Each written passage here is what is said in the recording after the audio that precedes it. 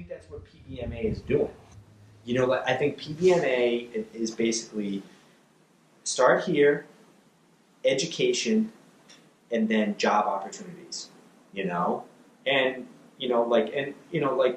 there's a really loose connection there. You know, like I mean, I think the PBMA is doing right now in terms of like, you know, they're like forming like a sort of like a partnership or at least a relationship of some kind with the companies that potentially would be hiring these mechanics that they would be helping the education. Mm-hmm. You know, so it's there. I mean, like they're trying to do it. But isn't it like if let's pretend I'm I'm Velofix, right? Yes. I'm partnering with PBMA and I'm looking to hire mechanics. But isn't it like the franchisee, like person who bought it, make a decision? Yeah. Like, isn't it like there's nobody like if I went through PBMA, like would I be guaranteed a job? Because it's also like it's really like a person. Like I'm hiring, so I can't. Nobody can really tell me whom to hire. Right? That's right. So it's all personal things. Obviously, training is good, but at the same time, it's just my decision. So it's not really part of it. It's not basically what I'm trying to say. Is like, I mean, I don't want to point fingers, but Velofix and PBMA don't have economical benefit of working together. Like, there's no really like, for example, Velofix is gonna give a job to mechanics, and there's like more PBMA mechanics out there. They're gonna give more jobs to them. Not really. It really depends on Velofix. You know, they sold the franchise, and maybe the guy who bought it is a mechanic. Yeah, I mean, so I think fundamentally, like for VeloTooler, is that we only really benefit when we get the mechanics work. Like that's the thing. Like it's in VeloTooler's best interest to get work for the mechanics. You know, like, and what I'm trying to say is like I don't think there's really anybody else that's like in the industry at this point where that would be the main benefit. You know, like in other words, like for PBMA, like if whether or not a mechanic got a job would not necessarily be like a fundamental part of what they're doing. I mean, they would like that, but it's not. They're what PBMA is doing is not. It's not imperative that the mechanic get work. Like for us, for VeloTooler, it's fundamentally imperative that the mechanic get work. Like it is. Like in other words, like I mean, basically VeloTooler ceases to function, like as a business unless we can get work for the mechanics where they get paid. And that so it's just a different. I think it's a different path. Right. Like I mean, that's the thing. It's like like the path that PBMA is taking is what I would consider to be indirect. In other words, we have an association, we have an education component, and then we have a relationship with people that would hire those mechanics. And that's kind of like the life cycle of the mechanic, is to come in, join, be educated, and get work. I mean, and that's how most apprentice-type industries work. Like, I mean, if I wanted to be an electrician, I could join the electricians union. I would go to school, I would take some tests, I would be continually educated, and then jobs, the union would find work, and then would offer it to, that members, like the members would get that work. That's what ends up happening, So, potentially if I'm a contractor, I can call up my local plumbers union and be like, yeah, I need, 5 plumbers to show up and, they're going to work for like a couple weeks at this job because I'm, plumbing in like a small school. So nobody going to really tell you like it's a full-time job. It's like on demand. It's on-demand work. 2 weeks or. I mean, essentially that's how it all works, right? Each business based on a smaller job that you put together and becomes a job.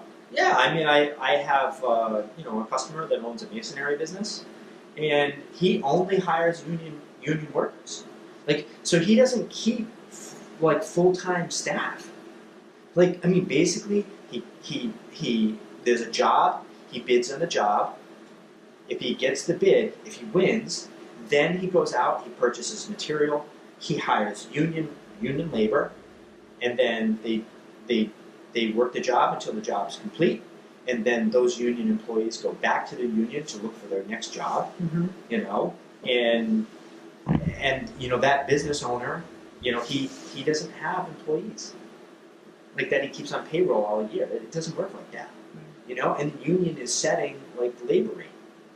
So you're just trying to, isn't it, so in your words, do you think it would make sense for PBMA and Velo to work together?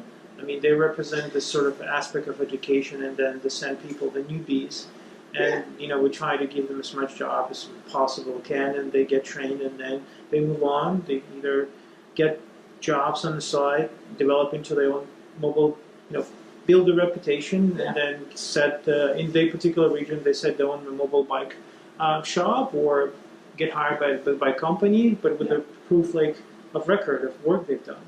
Yeah, I mean, to me, it makes the most sense to have PBMA and Velotour work together because, I mean, PBMA at this point isn't directly trying to get work. I mean, fundamentally, that's not where they're at this time. I mean, maybe they're going to be in the future. I mean, I honestly don't know. But if their offer is join our association to kind of legitimize, like mechanic as a job, you know. And part of that is offering the certification, and in order to get that certification, you need education.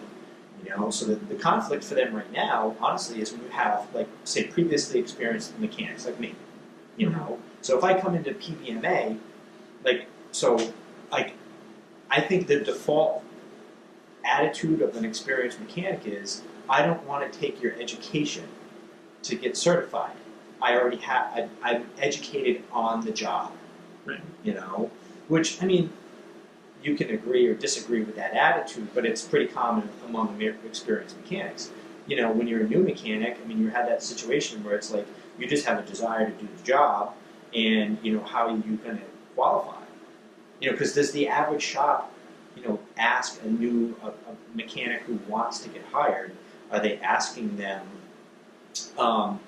do you have, you know, like a certification of any kind? Because right now there isn't one. I mean, so that question isn't being asked. So then the whole hiring process has nothing to do with education. I mean, it's usually an after, not a beforehand. So, you know, I mean, certainly there are new mechanics or people that want to be mechanics that start with education and then look for work. You know, but since there's really no national certification, you know, shops, which is traditionally the biggest place you would get hired from, who would hire the most mechanics, well, they don't ask for that. So it's, you know, what comes first, like the chicken or the egg? You know, the education or the job? You know, and the truth is, like, you need both components. I mean, you need the education, the certification, and you need work, because, you know, like, there needs to be that circle of, if I get this education and I become certified, I need to be able to pay for that. Like, it needs to make sense. Right, yeah. You know, I mean, it's, when you look at, like, you know, the idea now is, like, if you go to college and you get educated, that you'll have a career, you know, that over your lifetime you will make more money than the person who did not get the education. You know, but a lot of that's breaking down. Like, the numbers actually don't work out. You know, the money that's being invested in that education actually isn't paying back, like, to outweigh the loans and things like that it took to actually get that education. You know, there's a big disconnect there.